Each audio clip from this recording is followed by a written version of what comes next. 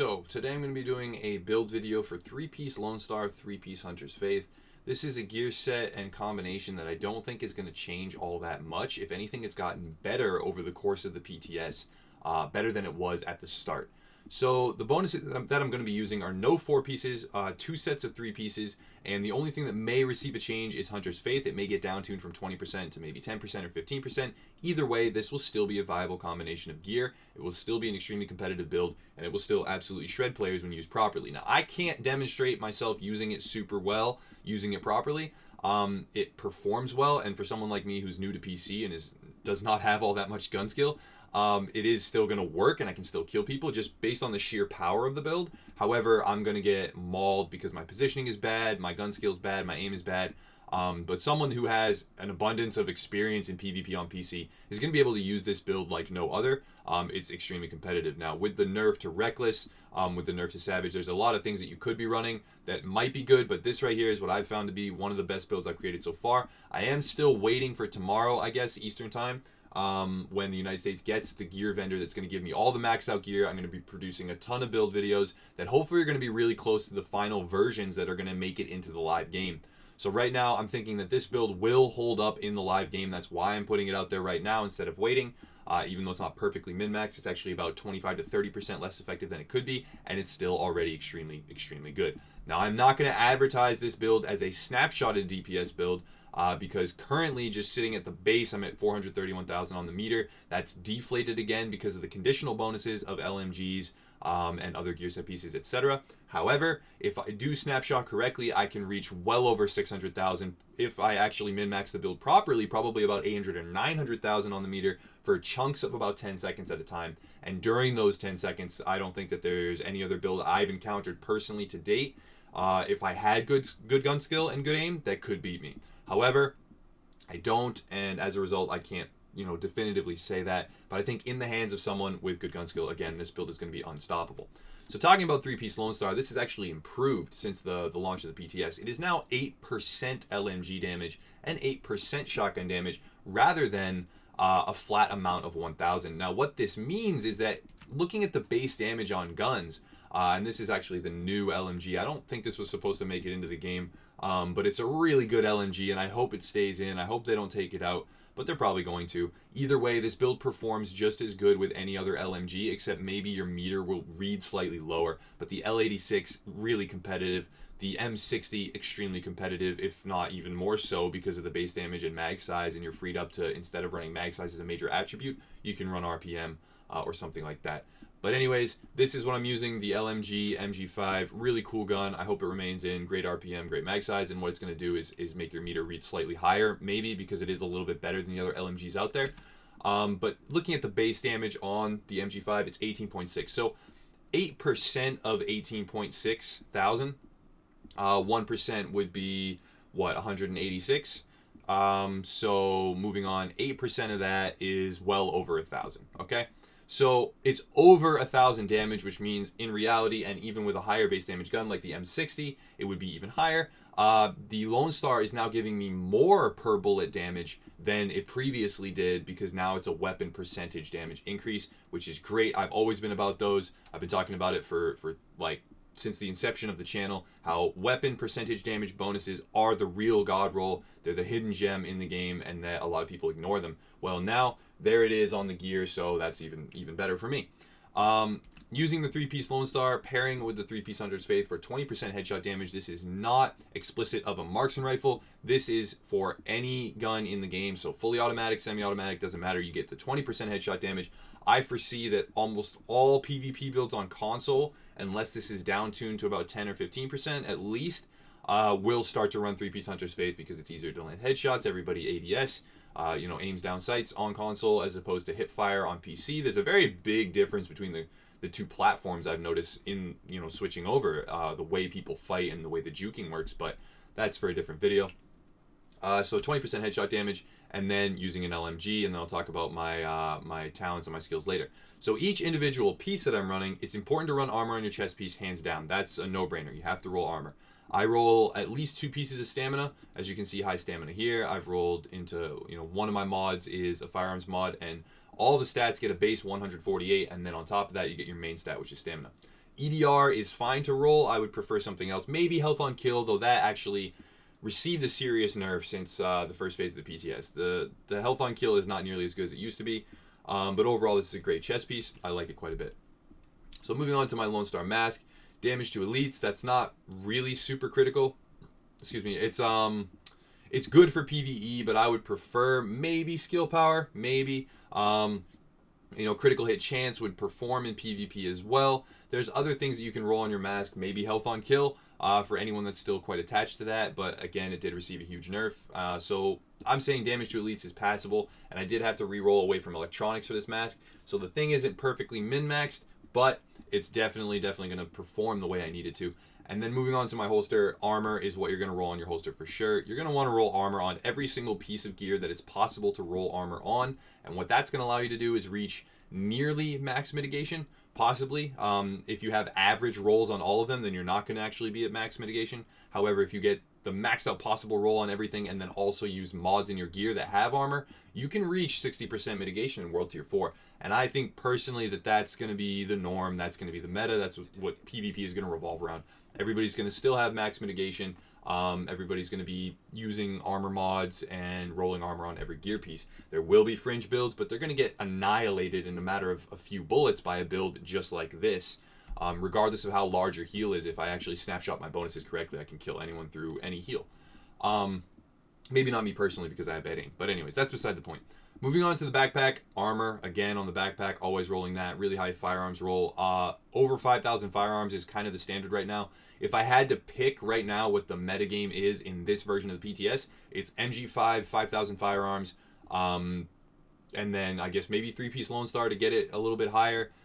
Maybe not, maybe 4-piece Hunter's Faith, maybe 4-piece Banshee, but it's MG5 high firearms build. That's what the meta is right now, in my opinion, because the hipfire works really well. And no other stat points are really suffering. So I've ticked off 20% headshot damage. I've got the backpack. I've rolled armor on the backpack. Moving down to my pads, I have armor on the pads. That's a really important one because you get 1,000 armor there. And the pads are up almost a 2,500 armor. They can easily reach over that if you put in, another mod, etc. If you have the right rolls, you can have over 2,500 armor on your pads, which is great. Another stamina piece to give me a little bit of bulk, a little bit of tankiness, and then some shock resistance, which is nice because an abundance of people are now running shock turrets, which I don't approve of, but hey, it's in the game and I gotta learn to deal with it. So having shock resistance is really nice.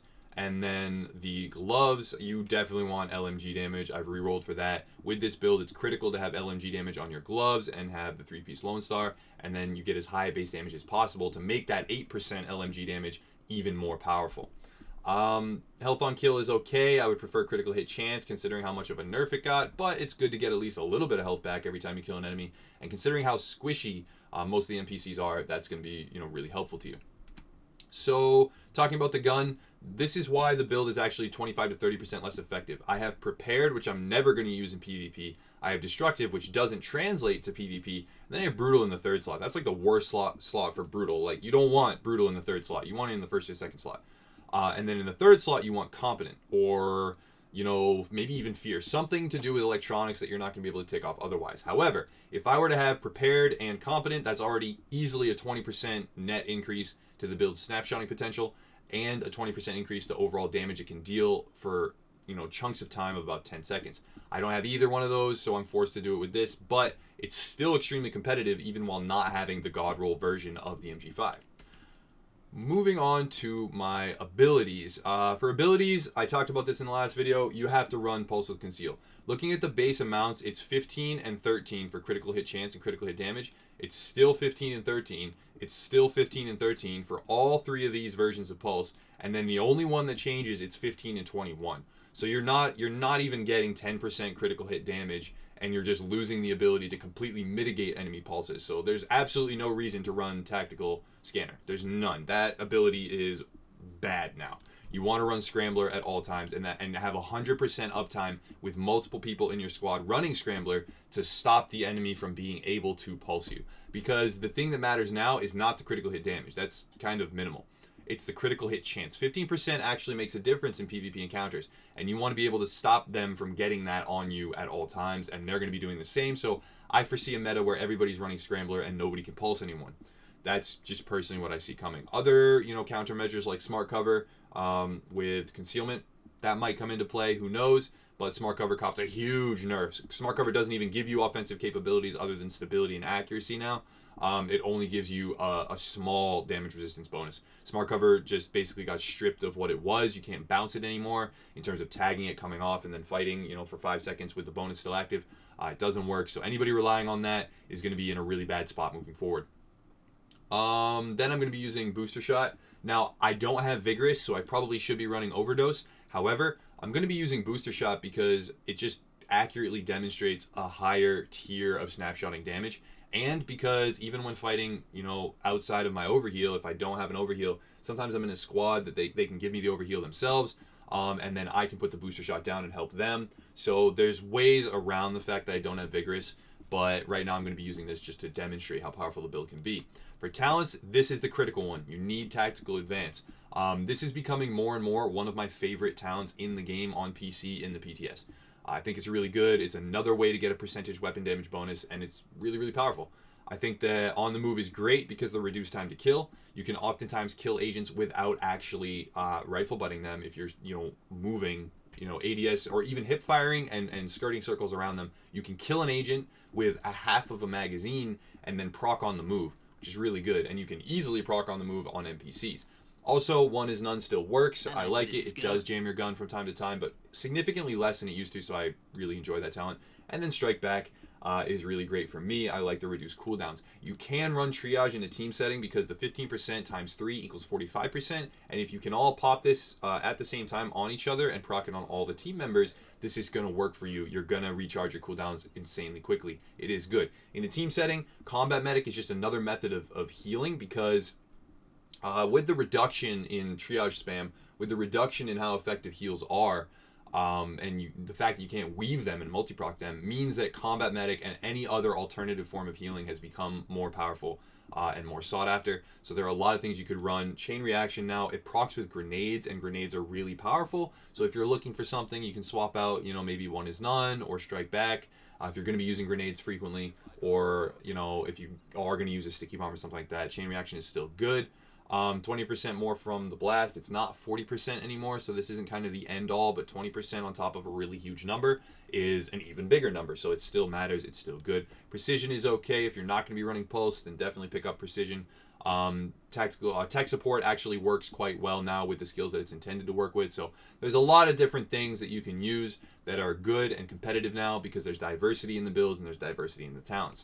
Now I'm going to mouse over my character sheet and I'm going to show you the real gem of the build. The reason why this is something that's so powerful in my eyes is because the weapon damage is high, the critical hit chance is not that high, critical hit damage is not that high, but the headshot damage is. This is what matters. Now I've achieved this through 3-piece Hunter's Faith. I've achieved this through the mods that are actually on my LMG. You can significantly increase your headshot damage if you spec for that.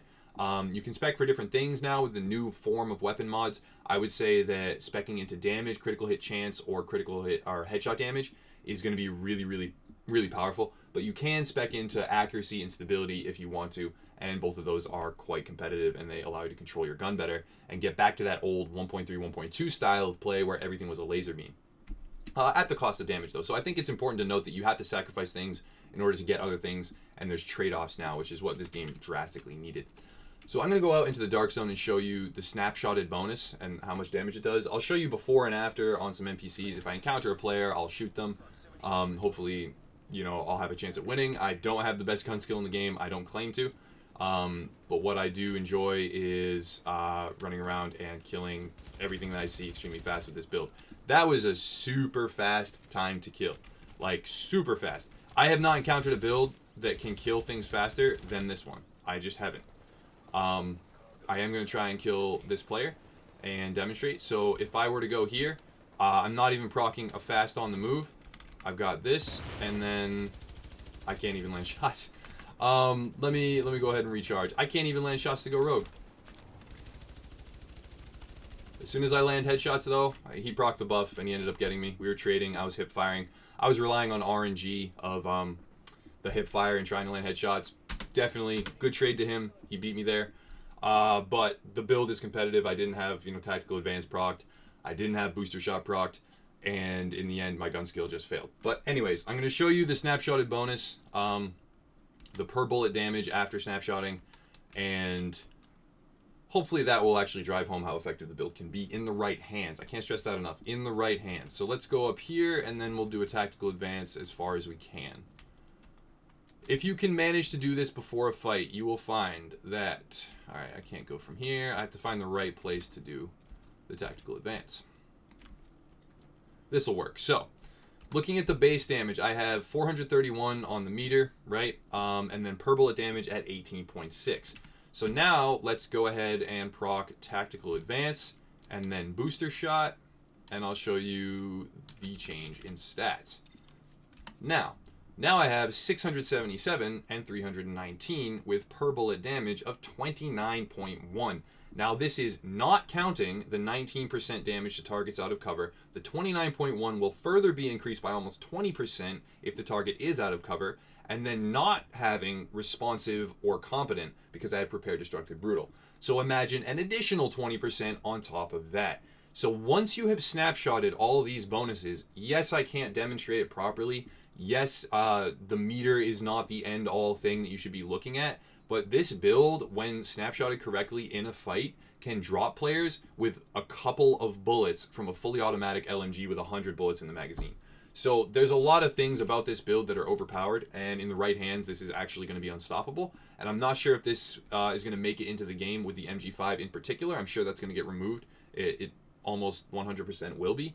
However, or changed in some way. However, this still performs with an L86. It still performs with an M60. You can still achieve over 30,000, 35,000 base damage easily, theoretically up to almost 40,000 base damage with the right talents and the right snapshotting.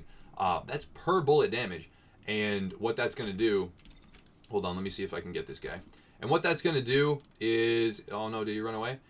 Is make you your crit scale on top of that. It's going to make your overall damage just too high, and you're going to be able to kill people too quickly. Right through a signature, you'll be able to melt people, because even if they're mitigating 50% with their survivor link signature on let's say 30,000 damage, it's essentially like you're using a regular assault rifle then, even while they have their signature active, and you can just melt them in the original time to kill instead of a 50% faster or a 100% faster time to kill. It's an insane build. I like it a lot, and I'm hoping that a lot of people have some fun with it. However, I don't know if it's exactly going to make it into the final game in this form. However, it's really good, and I would urge everyone, in the PTS or anyone that, wants to check it out if they have access to a PC with the PTS server loaded. Now, that's going to be it for today, guys. I'm sorry I couldn't demonstrate it better. My gun skill is just lacking. I rolled out of bed this morning thinking, okay, let's make some builds. I don't have access to the vendor. There's going to be a lot of build videos coming tomorrow when I have access to the vendor.